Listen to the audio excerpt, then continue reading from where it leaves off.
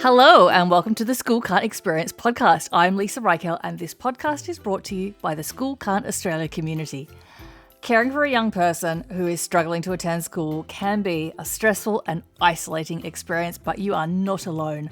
Thousands of parents across Australia and many more around the world face similar challenges and experiences every day. Today we are sharing another of our lived experience stories and we're joined by Lisa McLean. Lisa's daughter Mia struggled with school, especially throughout high school, but it took the whole family to learn and to heal in order to get to a positive outcome. We kicked off this interview by asking Lisa to give us a little bit of an introduction to herself and to her family. My name's Lisa. We have two children and they are now young adults. Our son is 22 and our daughter is 19. We live on the Gold Coast at the moment, but we are from Sydney originally. So I suppose our School Can't experiences all happened in Sydney. I've been part of the School Can't community since 2019. We had a son who breezed fairly well through school and really enjoyed it and had that sort of school experience, I suppose, that we expect as parents.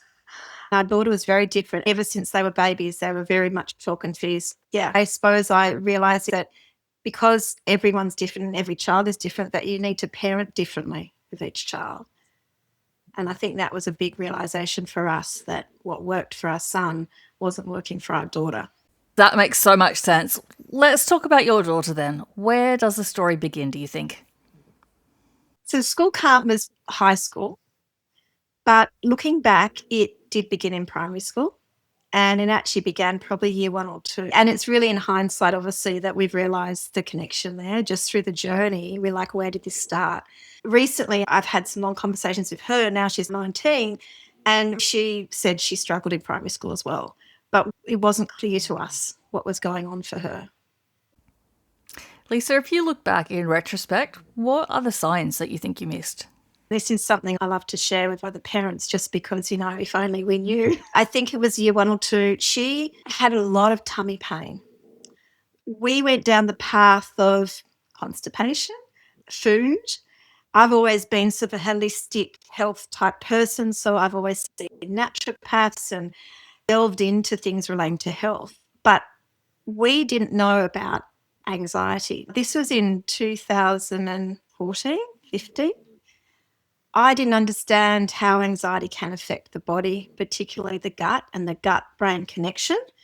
I soon learned, but back then she just found school hard. She found friendships hard.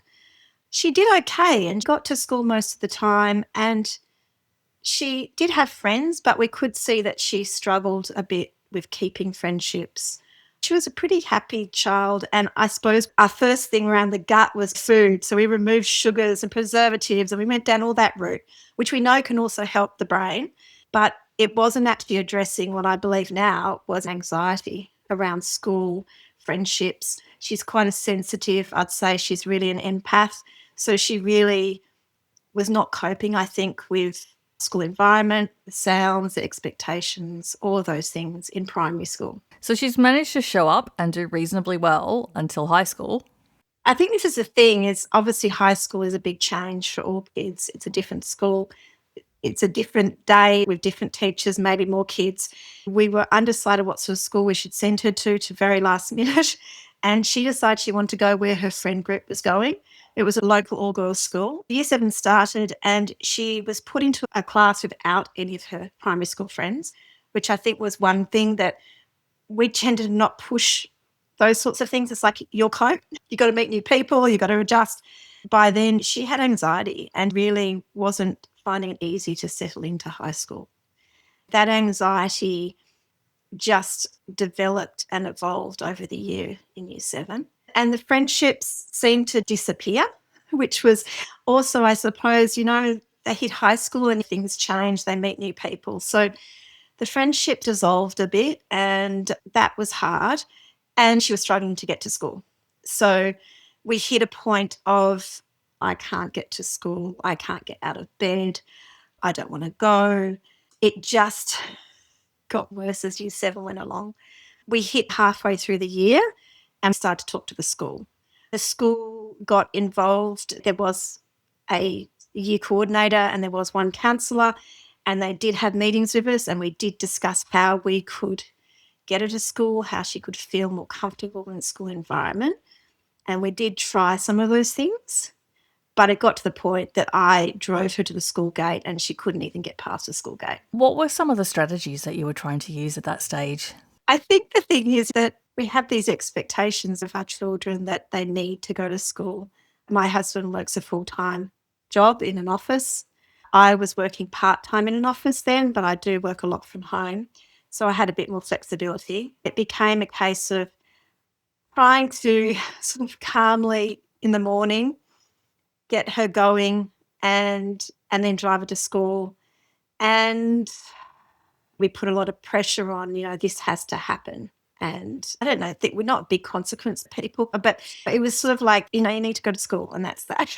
And the thing is, we felt very stressed by it, as so many school current parents know. So there was a real build-up of stress around the whole family in trying to get her to school.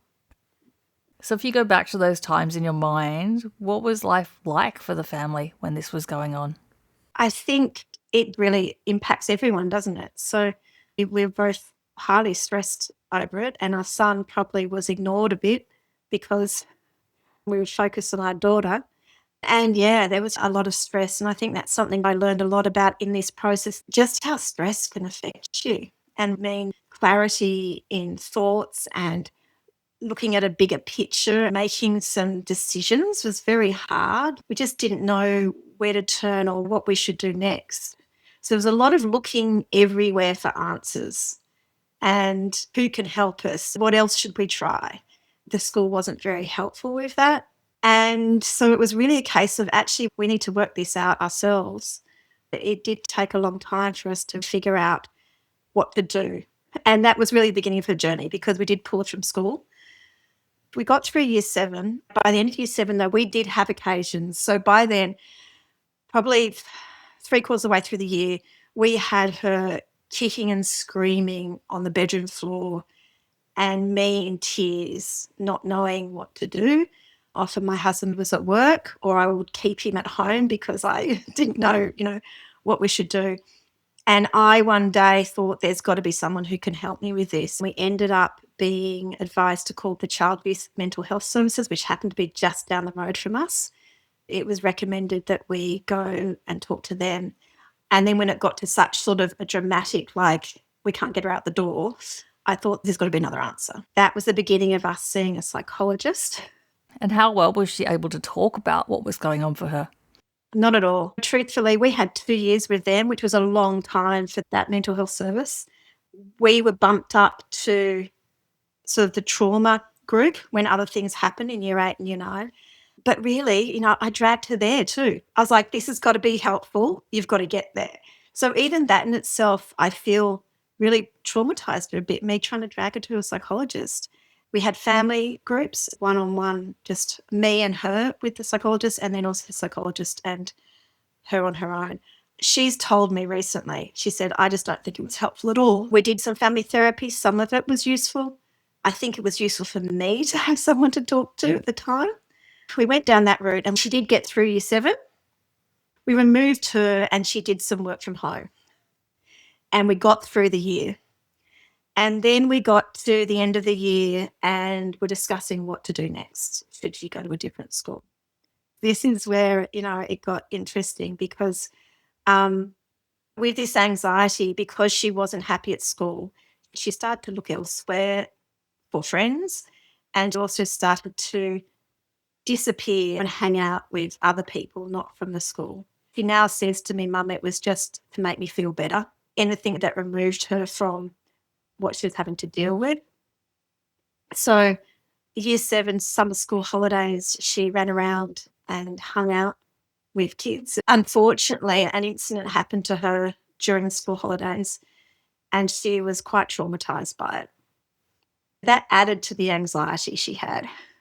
She said, I want to try going back to the same school, and we decided to give it a go. We didn't realise how traumatised she was from this incident, and this incident in a gang of girls, bullying, social media. I think she thought Year 7 isn't easy. It would probably get better. My friends are still there, although those friends she wasn't hanging out with a lot. And I think she just wasn't even sure where else she wanted to go. And we did open it up to her. We said, we're open to whatever you want, but she just did a refusal. No, I'll just stick with this. Yeah, I think that narrative too, that idea that year 7 is hard and everyone finds it hard in year 7 and it'll be easier in year 8. I heard that a lot for my son as well. I think it's what you hear from teaching staff quite a bit. And I'm sure it's true for some kids. And us too, we thought, okay, this will go. Not understanding that she couldn't engage with anything. Year 8 didn't last long at that school. I think about 3 months, of which she hardly got there. I was like, this has to change.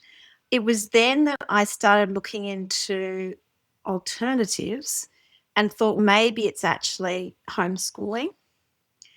I saw a bit on School Can't, obviously, so I was like, what is this? And then I thought, I can't do this. This is another thing. I thought, yes, I could be at home, but I was like, I'm not sure that I can actually do the whole homeschooling thing. What I did discover was the Australian Christian College. I had an online school.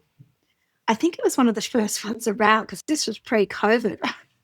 We looked into that and we thought, okay, this could be an option. It means she can stay at home and she's not sort of trying to get to school. She can still be taught. It's a curriculum we need to be around, but it's all given to her without us having to do the homeschooling ourselves. So we signed up for them. Lisa, can I go back just to where you were saying you were thinking about home education, but you were saying you couldn't do it? Why were you telling yourself that you couldn't do it? I just think I knew nothing about it, and I felt like there was a lot that I had to get my head around to teach her at home. Back now, I suppose the whole concept of either unschooling or really just doing life differently and not worrying almost about lessons and things, I probably would have been quite. That's literally what we did in the end. There's more information out there now that I would have understood it better. Yeah, there's a sense of kind of overwhelm, isn't there, with so much to get your head around. It's definitely a challenge. I guess you've kind of foreshadowed how it went with the virtual school. Yeah. So the thing with that was realizing that now we know she wasn't able to learn anything. Didn't matter where it was, whether it was a school at home. And this is something I suppose to understand around for any parents, if their child is not diagnosed with anything in particular or not just coping, what's actually going on? And has there been trauma or is their nervous system like high stress? And of course, anxiety is a form of high stress that the brain turns off and that can't absorb anything. So there's no learning happening until you actually heal that. And this is what we learnt over time. We didn't even know back then. So there's no accommodation that would have helped. You needed to get her into a more calm, regulated state. What happened with her is when we go back to what stressed us to the body and the fight, flight, freeze, she went into flight. So suddenly home, she didn't feel happy at home. So she didn't feel happy at school. Suddenly she didn't feel happy at home. She was at home a lot and we were trying to get her to do work at home. So she disappeared.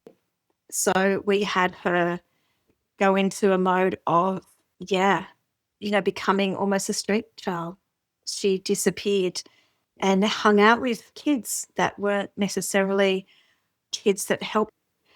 She just wanted to escape what she was feeling. And she talked to me about that recently. It was a case of, I'm just going to go and hang out, which included drinking, which included smoking dope, which included getting on a train and disappearing overnight because it was an escapism and it was making her feel better, not being in reality and not having to deal with what was going on inside her.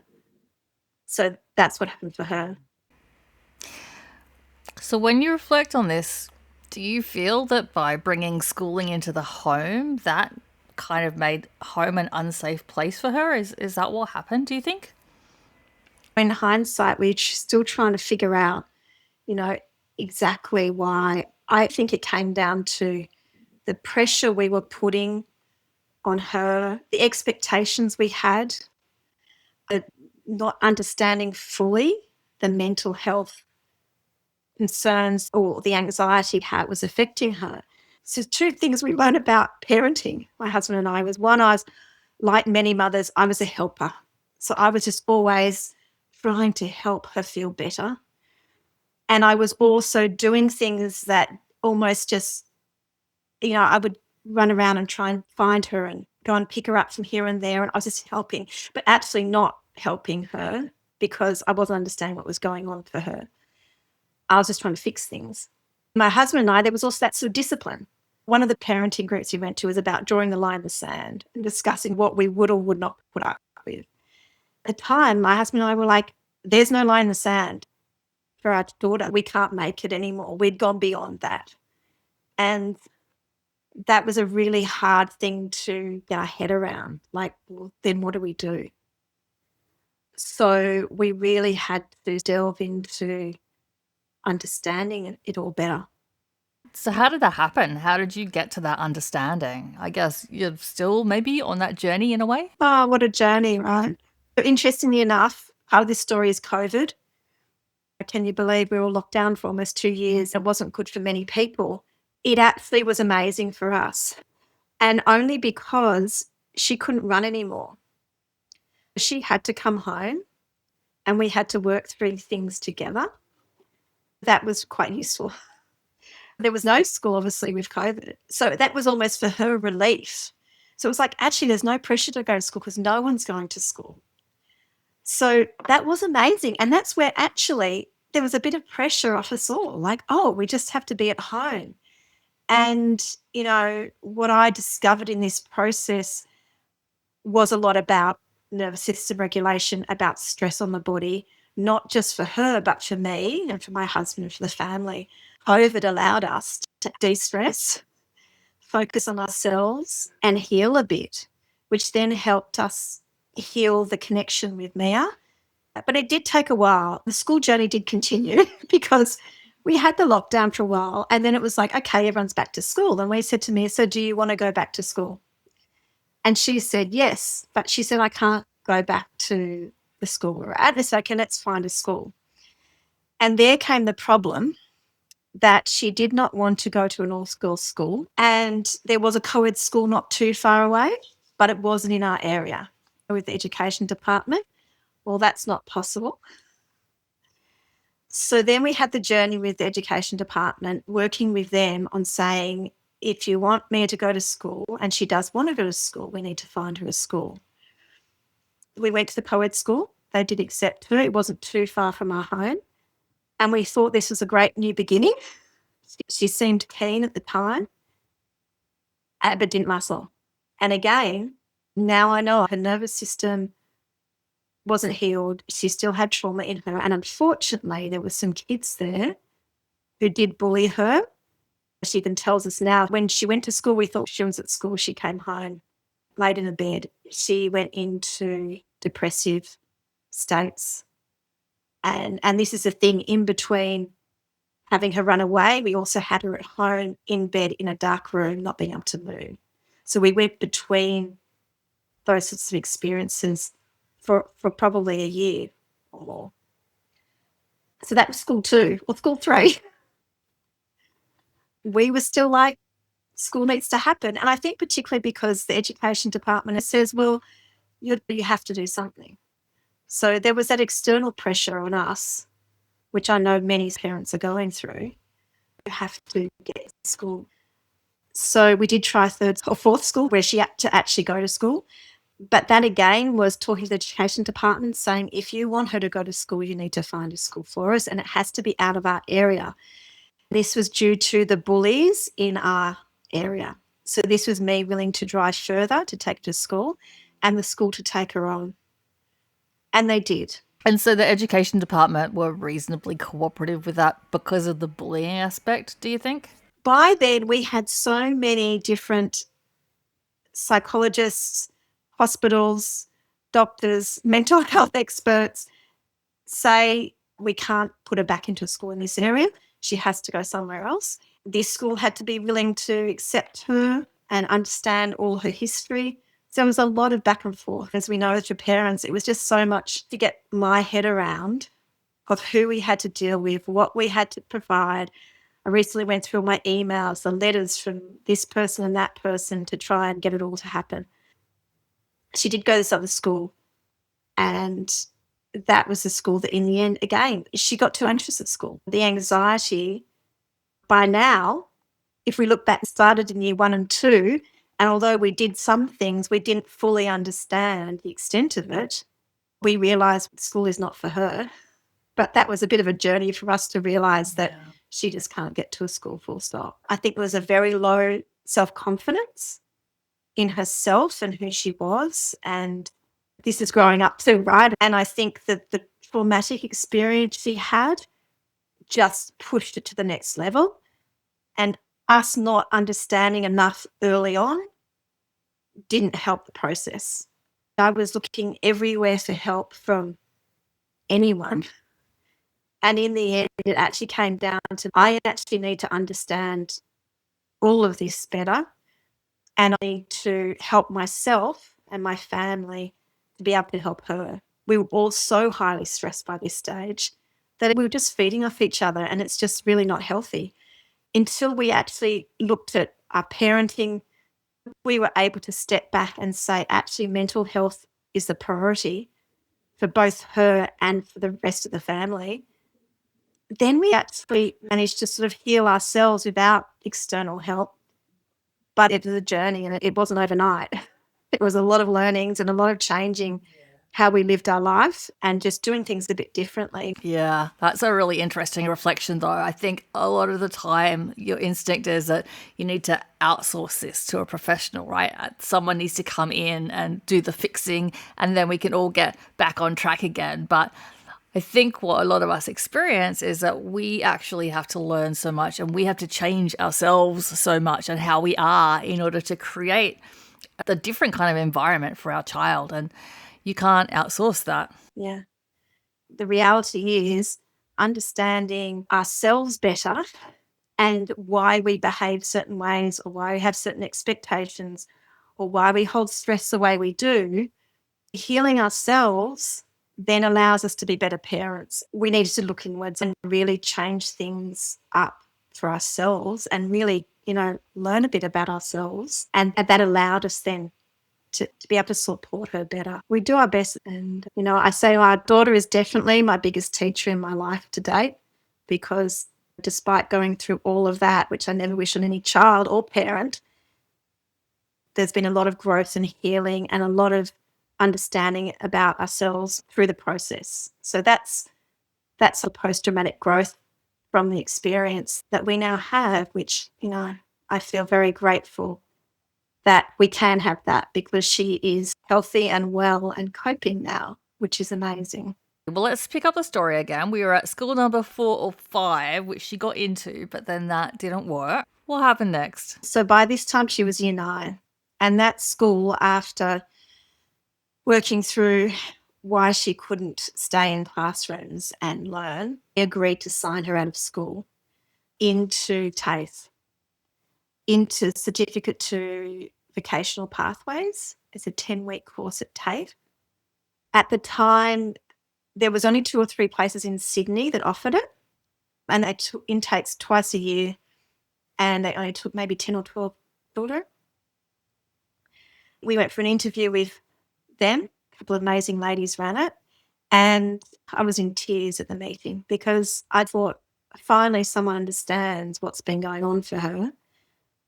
They took her in. It was around just the end of COVID period.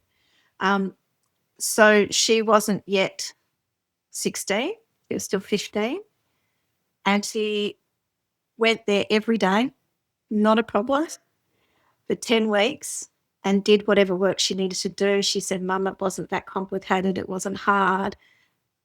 She's a fairly intelligent girl, she just couldn't do school. So she was able to get through that, not a problem. And she has said to me she just felt so happy that she never had to go to school again. She was still struggling with her mental health. There were still depressive episodes. We were still learning about how to help her heal. Soon after she finished that, we were in lockdown again.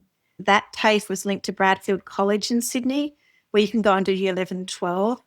I've got a friend whose daughter's there who said it's been amazing for her daughter. We had thought about those pathways, but COVID got in the way. Suddenly there was nothing going on and we had to wait. In that process of waiting, she went and got a job. It was amazing. It was an interesting journey because she still was struggling a lot. She didn't really want to live with us, and we were working through that. And she had an opportunity to live near her grandparents in an apartment.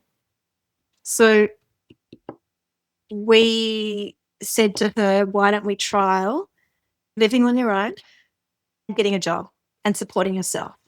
Because if you can't support yourself, then you need to come back home. Now, this is not ideal. It was a huge thing for us to even agree to that at such a young age. It's not what we thought her life would look like.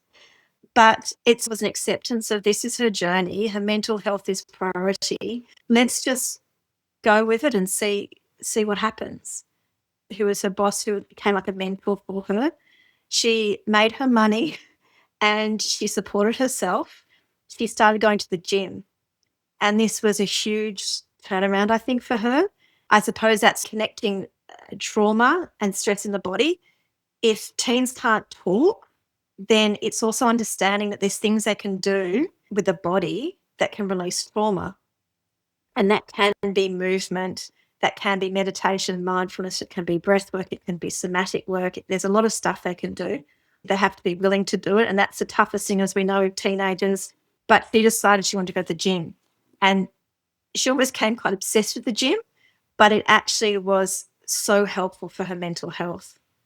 So she lives on her own, supports herself, and is doing amazing. And she's 19 now, and she's just started a course at TAFE to be a social worker, which we just think is amazing because for her now, she's sort of healing and working. She's been seeing a holistic counsellor. She understands now about journaling and meditation and all those things that can help. And she now wants to do social work so she can help other young people who went through what she did. It's early days, and truthfully, because she didn't have much schooling at all, it's not been easy. It's all online, but just trying to get her head around some of those things that we learn at school around writing essays. She used to be a great writer when she was younger, and so it's just taking time. But she's excited to be learning again. It's a real example that we just have to lean into what's going to work for our child, and that there is so many pathways. Going to school isn't the end all, and they'll be ready to learn when they're ready if they want to. And we know that you can go out into the world and do things that you're passionate about and be successful in whatever you want, and you don't actually have to have gone to school. So all of that lived experience that she has can hopefully be transformed into something that's really valuable for so many other people as well. Yeah, I hope so. And again, it's still a journey, right? Both our children are grown up, but we still, I want to share my story so other parents understand that they're not alone, and that a child's school journey can be very different for every child. They can get through there. And I just remember always thinking, I just can't see the light at the end of the tunnel. Like, I just don't know where this is heading. And particularly when she was on the streets, when she was struggling so much, when we ended up in hospitals, I was like, I was worrying so much about the future. And again, coming back to the present and going, actually, we just need to focus on the present and what's going on for her mental health and healing that. And with that, then the path will unfold. That's a very good transition to our closing questions. So, Lisa, if you could go back in time and tell yourself something, what do you think you'd say? What would it be? So many lessons. I wish I knew more about how stress and anxiety affects the body. What would I say back then is, I suppose, it will be okay. It's like you're so caught up in helping and fixing. And actually, it's really important to step back and just be with whatever's going on. A concept that I learned from a friend that I then really delved into was holding the space for her and for us to say, we need to stop the pressure, stop the expectations, stop judgment. She needs to feel safety in the body, and that it's okay that school wasn't her path and not worry about the judgments and the expectations of everyone else. And there's a lot really, isn't there, to That's lovely. unpack. So, Is there anything that you haven't said that you would really like people to know, people who are on their own school can't journey right now? Yeah. What would you really like them to know? I have said this a few times. I think really that in the end, our mental health is priority, and that just focus on mental health. And then finally, of all of the different resources that you have accessed throughout your pathway in supporting your daughter and understanding what she's going through, is there something that stands out that you would want to recommend to people to use as a resource to learn from? Yeah, I suppose one thing I did want to share was, particularly when it comes to teenagers, disengaged, fighting, battling, withdrawing, something is going on. And it's really understanding to not take on what's maybe coming back at you in regards to behaviour, and really get to the bottom of what's going on. Understanding trauma, stress and nervous system regulation is super important. I got hold of the book The Body Keeps the Score early on by Bessel van der Kolk, and that was an eye-opener. That was like, wow, okay, I can see in my daughter what he was talking about. And Gabor Mate, who's quite well known in the health and wellness industry, and now, you know, you can find him everywhere online. What he talks about, I really do believe that, you know, mind-body connection, what's going on in the body. So understanding how trauma affects the body and what's maybe going on around anxiety for your child, and there's different types of anxiety they could be experiencing. I think you need to work out what tools and techniques, and my daughter said, they didn't teach me how to help myself. If we as parents understand, help ourselves when we're stressed and overwhelmed because of what we're going through, but those things that we learn to calm our system, calm our body, we need to teach our children. And I think that's really important than just thinking a psychologist in particular is going to help. Our daughter eventually had a social worker, and that was actually in the end quite helpful. It was when she was sort of coming out closer to 16, but a social worker who actually took her out for a walk, had coffee with her, because sitting in a room and talking wasn't working. So it is just looking for those different therapists that can support you, but also learning the tools and techniques yourself. Excellent. Wonderful advice. Lisa, thank you so much for sharing your journey, your story, all the things you've learned so that others of us can benefit from it. I really appreciate it. Yeah, no, it's been lovely talking to you, and I really do hope it's useful for other members of the school cart community and the wider community. Whenever I have the privilege of hearing another family's school cart experience, I'm always struck by the way there are many familiar themes, but every story is so unique and we all have to find our own way through it. Hopefully there's something in Lisa's story that's helpful for you right now. I put the links to The Body Keeps the Score book that Lisa recommended, as well as some resources that she's very kindly shared on her own website that she hopes will be helpful for parents experiencing school can't. I've also put links to the School Can't Australia website and information about the parent support peer group there as well. If you have found this podcast helpful, please do take a moment to share, to subscribe, maybe even give us a rating or review. It really does make a huge difference in helping us get the podcast in the hands of people who are experiencing school can't and haven't found the community and all the information we share just yet. If you have some feedback for us, or perhaps you'd like to share your own school can't lived experience, which we would love, please drop us an email to schoolcan'tpodcast@gmail.com. If you are a parent or carer in Australia and you are feeling distressed, please remember you can always call the parent helpline in your state. A link with the number to call is in the episode notes. Thank you again for listening, and we will talk again soon. Take care.